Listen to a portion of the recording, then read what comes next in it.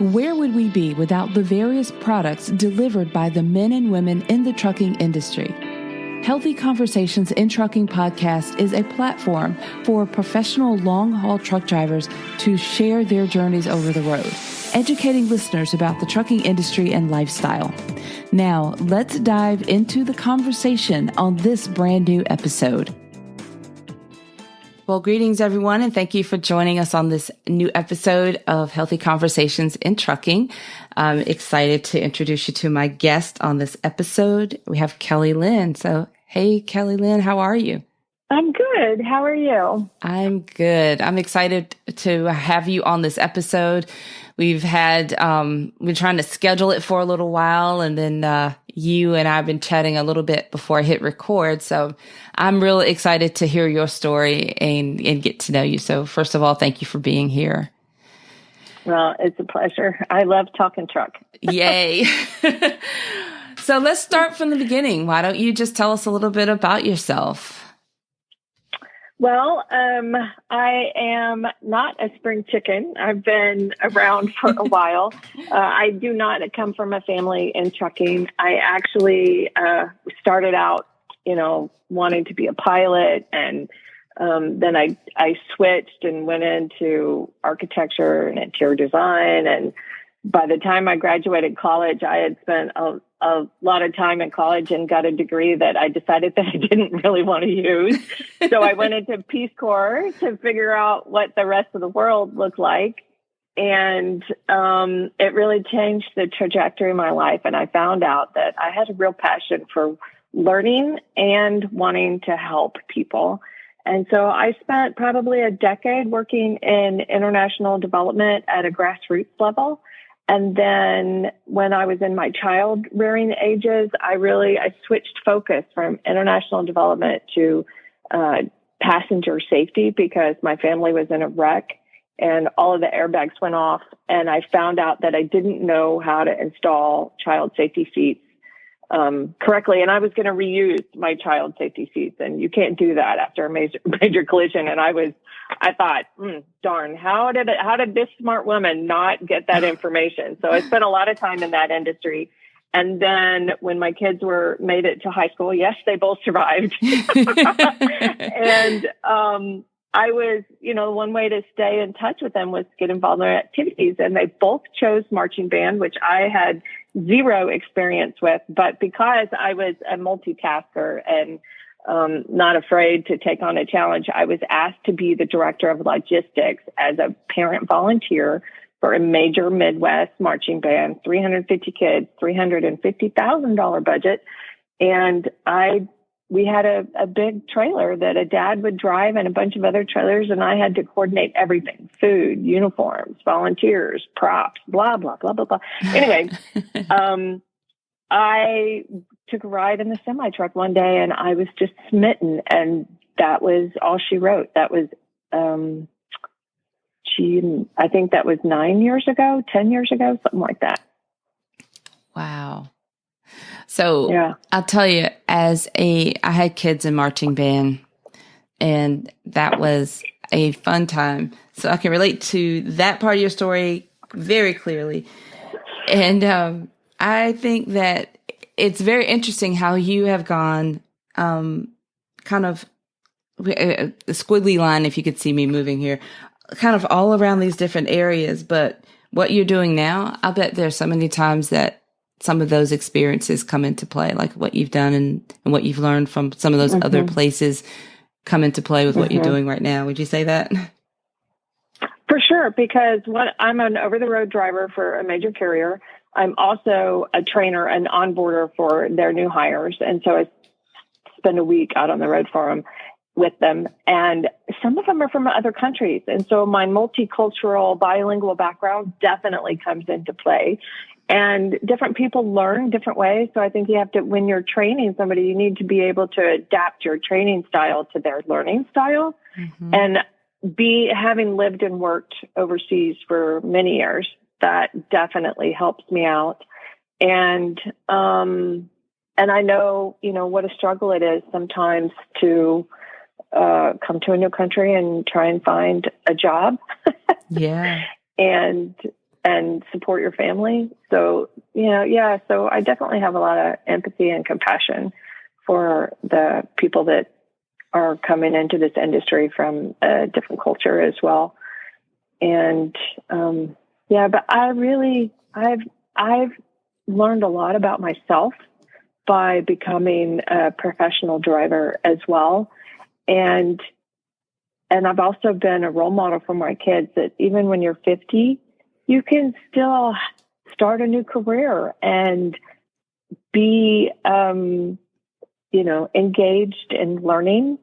And that, I'm sure my kids, when they were in high school, they thought 50 was really old and you might as well just hang it up. And I'm doing anything but that. Yeah. I'm not hanging it up. So it's been really good for them. Yeah. Yeah. So how long have you been driving? I had my CDL for 8 years. So I drove for the band. Oh, okay. And not very well, I might add. I figured out rather quickly that even though I went and got my CDL, that there was a whole heck of a lot that I still needed to learn. So I wound up, after a year or so, going and getting a full-time job with a carrier. And that's when I started over-the-road driving. And that's when my learning experience really blossomed about the lifestyle of drivers, the attitude towards professional drivers, the challenges, both lifestyle and safety for professional drivers. And I saw that there was a place to make a positive difference and I wanted to have conversations with the people that made the decisions that affected drivers. And so I've been driving with my current carrier for 6.5 years. Nice. And what do you haul now? Whatever they put in my box. It could be anything. One thing I did learn by being a professional driver is that the recycling business actually is quite large. A lot of what I transport is at some stage in the metal or paper recycling process. Okay.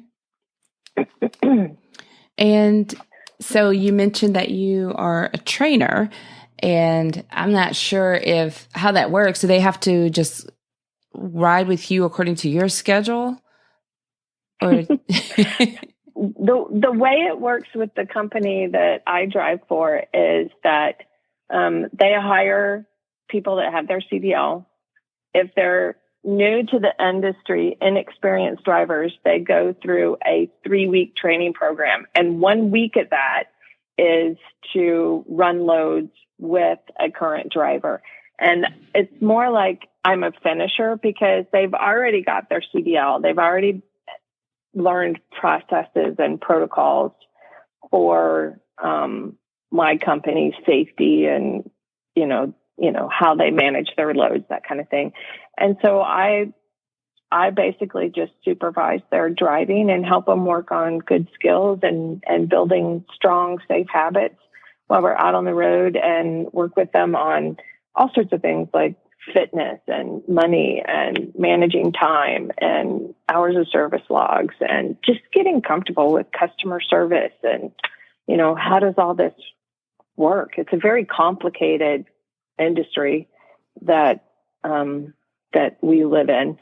Oh, yeah. Multifaceted for sure. So now I'm curious. And there's a lot of, I was going to say there's a lot of technology as well. Yeah. And I am currently in my truck, and there's another truck parking next to me that has a beeper on. So that's okay. That's all real right. life. No, I was just thinking, like, how much time are you away from home? Like, how much time are you on the road before you go back home? When I first started out, and, the industry standard at that time, and for the most part still is, that new drivers need to drive over the road for a year or two to get their wings, right? And become marketable and skilled and valuable. Yeah. And so that over the road for me was regional, and I was home 1.5 days a week. So I was not home more than 6 days a month when I first started out. My kids were still in college and high school. And when marching band would come around, I would have to quit my job. And so I could be present for that marching season. And then I would go back to work. And it just wasn't working for me. I went part-time after my second year, and 1.5 days a month. 1.5 days a week was not enough time for me to be happy, healthy, present, get my stuff done.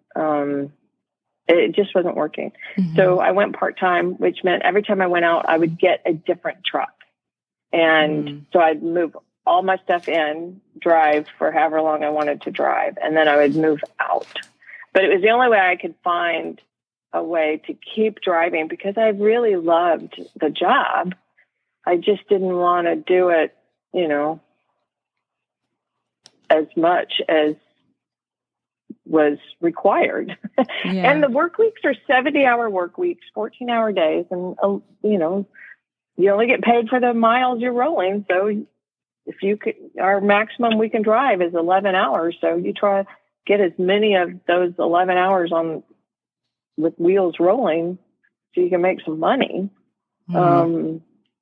It's very tough to stay healthy. Lately, I'd say the last quarter, we're already at halfway through the second quarter now. So the last, I would say 5 months have been really intense for me. I've spent a lot of time on the road. I was out for 21 days in March, and I lost muscle mass and I gained weight. Big surprise, right? Yeah. That is definitely an ongoing challenge. I have a personal mission, and I just cannot wait to see. I really hope that this happens in my lifetime, where I can go into a truck stop and see, instead exercise equipment. Oh yeah, like in Anytime Fitness, in the truck stop. I want to see Whole Foods in the truck stop, where you can go in and get fresh fruits and vegetables, and just the option, the choice. You can still have a fast food place, that's fine, but everything doesn't need to be fast food. There needs to be some better options for people you can make decisions. I think that, and make it convenient. I'm just on the sidetrack, getting sidetracked, but that's when really. when you say that's not the first thing I think about. Yeah.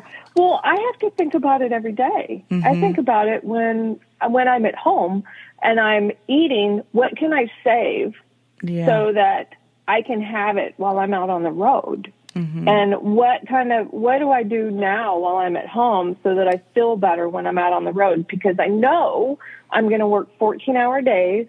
At the end of a 14-hour day, or at the end of a 70-hour week, all I really want to do is go to sleep. Mm-hmm. I want to crawl in bed and recover, because it's so hard. So I know that when I'm out on the road, I'm not going to be as good at exercising. And if I'm taking time to exercise, that's money I'm not going to make driving. Right. Because my wheels aren't rolling. Yep. Challenges. Yes. So how do we encourage the industry to realize that healthy and happy drivers that are well paid will stay at your company?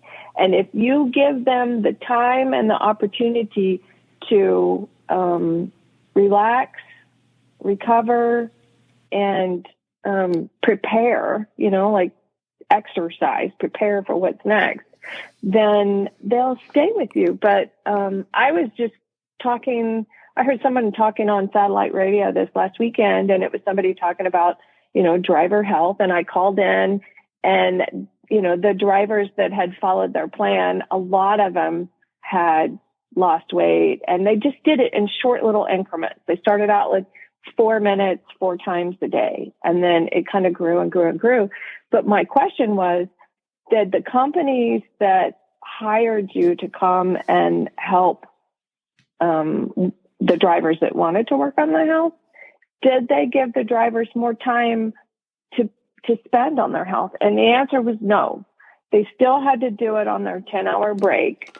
And power to those drivers that found the way to prioritize their health, both mental and physical, and be successful. But I would really like for the conversation to change is, when are the carriers going to allow the drivers more time to do that? When will the truck stops start putting in fitness equipment or walking trails that are safe so you don't have to dodge all the trucks and the trash and, uneven pavement? And my challenge is usually when I'm shut down, I like to drive during the day. I'm not a night driver. I like to drive during the day and take a walk after I'm done to kind of stretch out. But I don't want to walk at night. I don't want to walk when it's raining, cold, windy, And where do I do that if the only place I have to stop is a truck stop out in the middle of nowhere?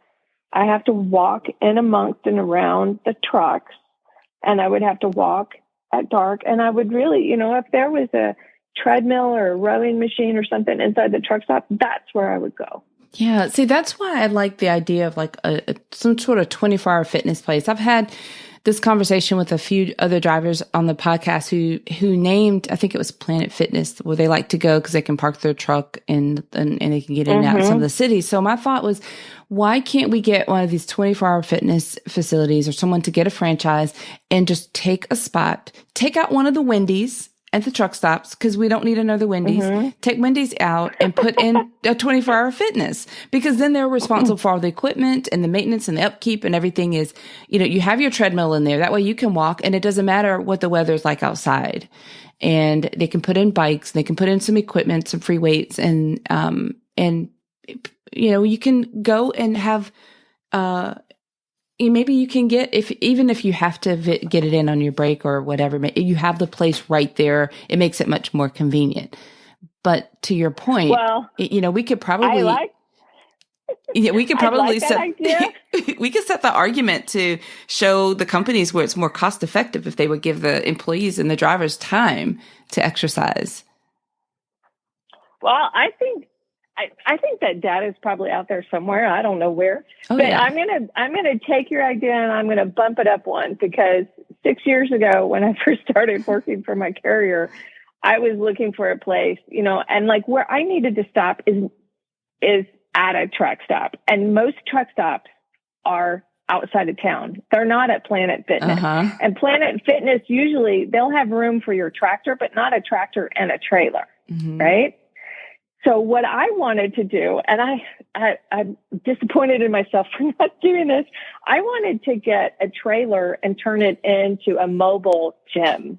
And then I would just drive around from truck stop to truck stop and park and open it up and let the drivers come in and use the weights, the bands, the fitness equipment, and give them information on how to stay healthy on the road. That was going to be my gig. And then I got sidetracked. Oh, I like that. Yeah. But then I thought, like one trailer is not going to make that much difference, because there's 3.5 million professional drivers out here, right? Yeah.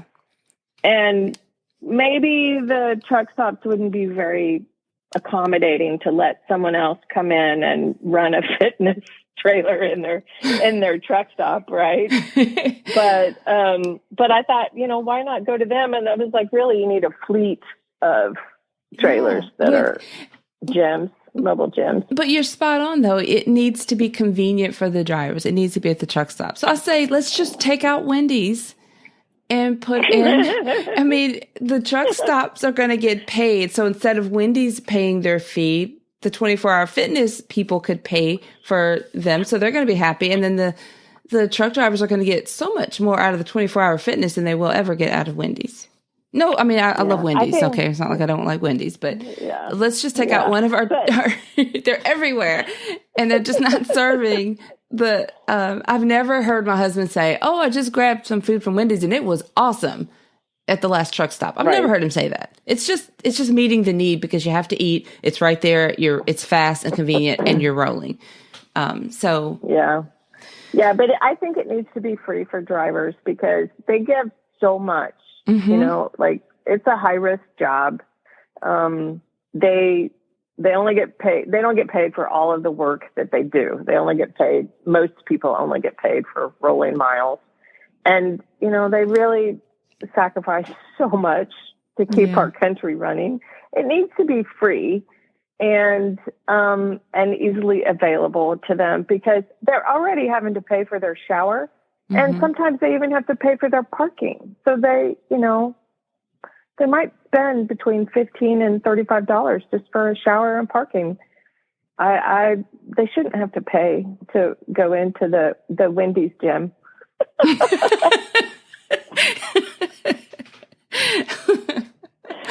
So we may have to call it with like the fast food gym. Fast gym. Fast gym. Yeah, there we go. Fast food is the fast gym. Yeah. And then the Whole Foods place will be right next door because one of the trucks can just bring and deliver there. Duh, it's easy. And then you can work out and you've got your healthy food options to grab and go, have some grab and go salads that don't have a lot of preservatives added onto them. And then your wheels are still rolling quickly and you're not losing time. We've just solved the problem right here in the first couple of minutes of this episode. My next job is just to drive around with a mobile gym. I like it. You keep in touch with me if you do this. I would love to hear about this. I'm all for it. Oh my goodness. Okay, so let me get back on track here because I'm loving this. Somebody's listening and going, yeah, this is a great idea. Run with them, please. Just let us know so that we can support. This. Right. We need all hands on deck for this, so we can have more than one person running with this idea. It just needs to happen. Truly. And I will start looking for the data. You're right. The data is out there. I've got some MBA friends that have some business data. We need to gather that data and we need to start. If I need to make an argument for cost effectiveness I can start working on that. I'll get on that. I'm the data girl. So I'll work on that part. We're going to revisit this in the future, like a year from now, see where we are. But I'm loving it. Okay, so I need to ask you a couple of questions before we wrap up because this has been so good. I'm just loving the conversation. Okay, so I'd love to know about places that you travel and things that you like most and least. So tell me, where is your favorite place in the country? If it's a state or a region, like what's your favorite place to travel? Well, I have a couple of favorite places, and I have a tendency to like traveling in places where I can see for a long way. I was raised in Oklahoma and Texas. So when I go out to the Carolinas, I'm like, okay, let's cut down some of these trees because I cannot see the sunset. I like to see sunsets. And so like South Dakota, Kansas, Western Oklahoma, I love those big, spacious views. I like seeing windmills. There's a place called the Flint Hills in Kansas, and it's just old, tall grass prairie lands, rolling hills, and then in South Dakota, same thing, rolling hills, but they have these huge mechanical agriculture equipment that look like giant transformers that roll and crawl through all the fields. They're massive. I was like, wow, they would be fun to drive one of those pieces of farm equipment. I put that is on my bucket list. But I also like driving in Tennessee. Like there's a place called Monteagle Pass. It's Johnny Cash wrote a song about it, coming down Monteagle. At the top is a truck stop and a Chinese food place, which I've never been to, but everybody talks about staying at the top and then going to eat Chinese food and going down the next day. But it's a serious pass. You really need to be game on, be safe, check your brakes. And But driving in that area, it's very hilly and mountainous, and all of the rivers that come together and these big bridges that span from one hilltop to the next. It's spectacular, especially like in the spring when there's a lot of fog and things like that. And I love driving. There's every piece of the country I like driving through because different times of the year, it looks different. Like, did you know that Arkansas is one of our is a major producer of rice? I didn't know that. Yeah. And I drive through these 2 little lane country roads through the rice fields. And, at different times of the year, they might be flooded or they're being seeded with the little rice clumps of grass-like looking things, or it's in harvest season, or it's in a preparatory dry season and they're burning it all so that they can get ready to flood and plant again and making the berms. It's fascinating. I mean, like, you really get a sense of, who grows what in our country and how they live. And I still haven't figured out why people live in the desert where there's no water. Makes no sense to me. Yeah. But I like the desert myself. I don't know if I want to live in it, but I do like being in the desert. I don't know. Something about, maybe it's because there's no distractions. It is wide open. It's just kind of, I don't know. I like it. I'm one of those. It is very harsh, though. Yeah. Harsh. Yeah. Anyway, so those are some of my favorite things to like check out as I go through. There is a Lafayette Parish in Louisiana. To drive through that parish, you really, it's culturally and visually, it's completely different than anywhere else in the country. Yeah. Love it. Well, this has been such a fun conversation with you.